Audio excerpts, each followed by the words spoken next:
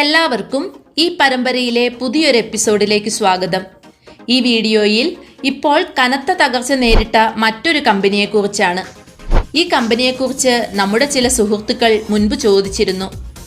Artificial intelligence, EV sector, renewable energy പോലുള്ള മികച്ച വളർച്ചാ സാധ്യതയുള്ള സെക്ടറുകളെ പോലെ വരും കാലങ്ങളിൽ നിക്ഷേപകരുടെ ശ്രദ്ധയാകർഷിക്കുന്ന മറ്റൊരു മേഖലയാണ് ഇന്ത്യയുടെ കപ്പൽ നിർമ്മാണത്തിലും സമുദ്ര ആവാസ വ്യവസ്ഥയിലും ഉൾപ്പെടുന്ന കമ്പനികൾ. നിലവിൽ കപ്പൽ നിർമ്മാണ മേഖലയിൽ പ്രധാനമായും Mazagon dock, garden reach, Cochin shipyard എന്നീ മുൻനിരയിലുള്ള 3 കമ്പനികളാണ് ആധിപത്യം പുലർത്തുന്നത്. എന്നാൽ ഈ മേഖലയിലേക്ക് നിലവിൽ റെയിൽവേ സെക്ടറിൽ ശക്തമായ സാന്നിധ്യമുള്ള മറ്റൊരു കമ്പനിയുടെ കടന്നുവരവോടെ ഇവിടെയും ശക്തമായ മത്സരത്തിന് അരങ്ങൊരുങ്ങുന്നു എന്ന് പറയാം. ഈ കമ്പനി മറ്റേതുമല്ല, കഴിഞ്ഞ വർഷങ്ങളിലെ നിക്ഷേപകരുടെ പ്രിയപ്പെട്ട ഓഹരിയായ തിത്താഗർ റെയിൽ സിസ്റ്റംസ് ആണ്. എന്താണ് ഈ കമ്പനിയുടെ ബിസിനസ്? മുൻപ് ഈ കമ്പനി അറിയപ്പെട്ടിരുന്നത് തിത്താഗർ വാഗൺസ് എന്നാണ്. പ്രധാനമായും ചരക്ക് വാഗണുകൾ, പാസഞ്ചർ കോച്ചുകൾ, മെട്രോ ട്രെയിനുകൾ, ട്രെയിൻ ഇലക്ട്രിക്കൽസ്, സ്റ്റീൽ കാസ്റ്റിങ്ങുകൾ, സ്പെഷ്യലൈസ്ഡ് എക്യുപ്മെൻറ്റ്സ് എന്നിവ നിർമ്മിക്കുന്നതിലും വിൽക്കുന്നതിലും ഏർപ്പെട്ടിരിക്കുന്നു.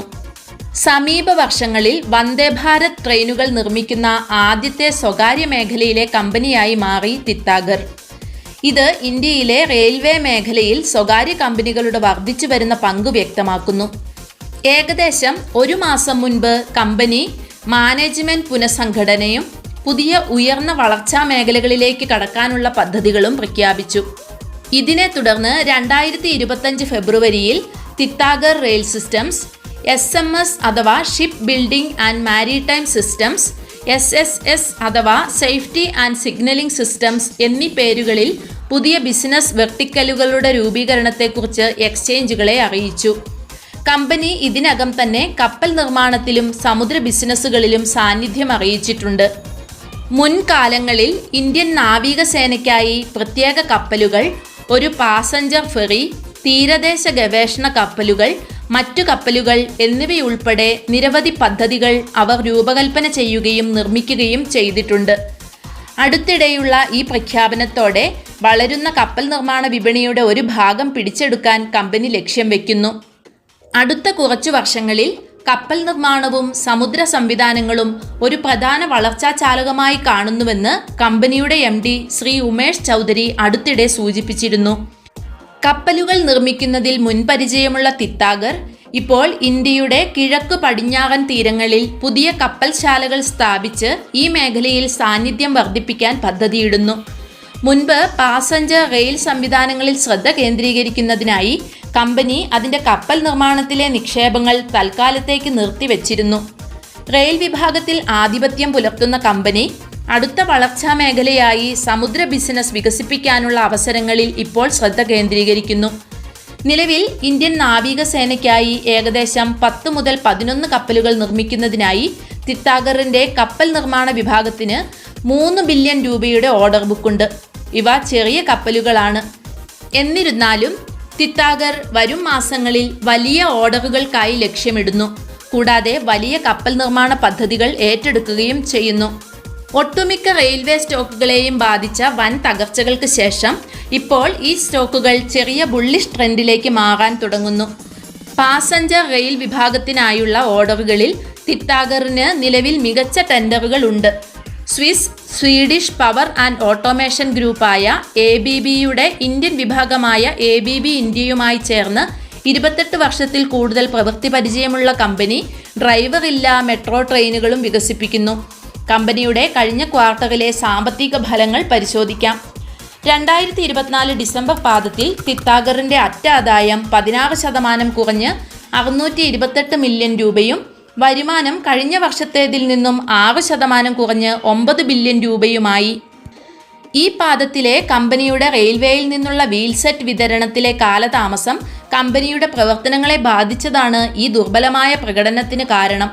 ദീർഘകാല സാമ്പത്തിക പ്രകടനം വിലയിരുത്തുമ്പോൾ കഴിഞ്ഞ 5 വർഷങ്ങളിൽ കമ്പനിയുടെ അറ്റ വിൽപ്പനയും അറ്റ ആദായവും യഥാക്രമം 20%, 41% എന്നിങ്ങനെ മികച്ച CAGR നിരക്ക് രേഖപ്പെടുത്തി.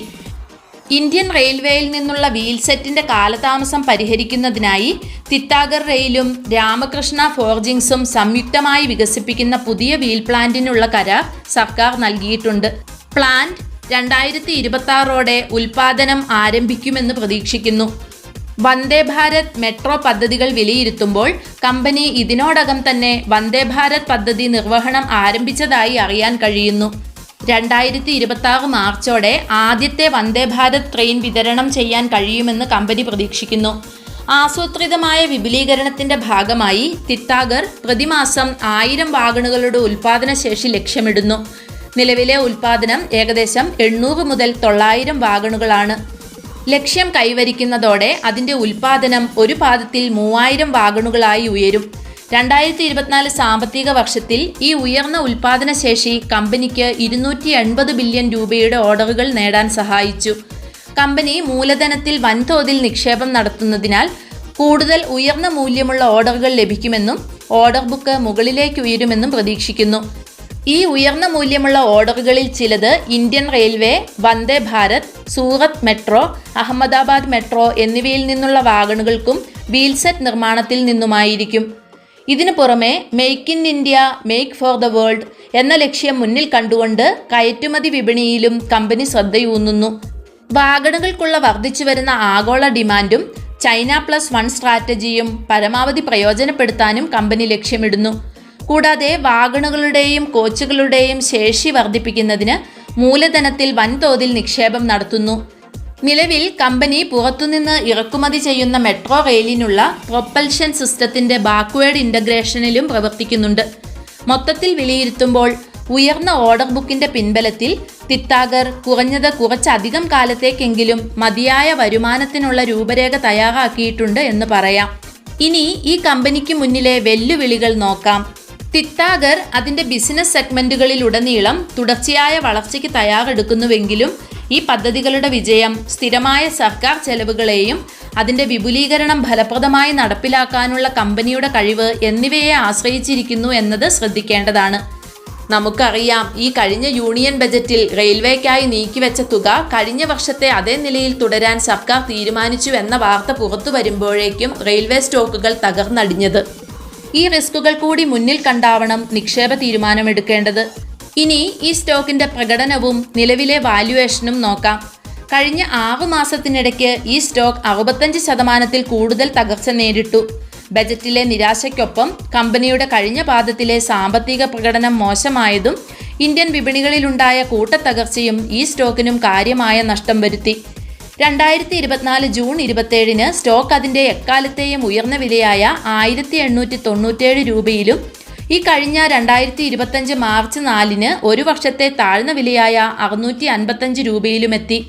സ്റ്റോക്കിന്റെ റിട്ടേൺ നോക്കുമ്പോൾ കഴിഞ്ഞ ഒരു വർഷത്തിൽ 12% നെഗറ്റീവ് റിട്ടേണും കഴിഞ്ഞ 5 വർഷത്തിൽ 3086% എന്ന മൾട്ടിബാഗർ പ്രകടനവും കാഴ്ചവെച്ചു.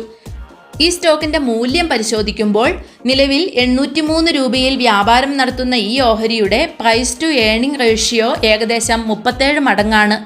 ഇത് അതിന്റെ 5 വർഷത്തെ ശരാശരി PE ആയ 48-നേക്കാൾ വളരെ കുറവാണ്. കൂടാതെ 2024 ജൂലൈയിൽ ഉണ്ടായിരുന്ന 83 മടങ്ങെന്ന ഉയർന്ന PE-യേക്കാൾ കുറവാണ്.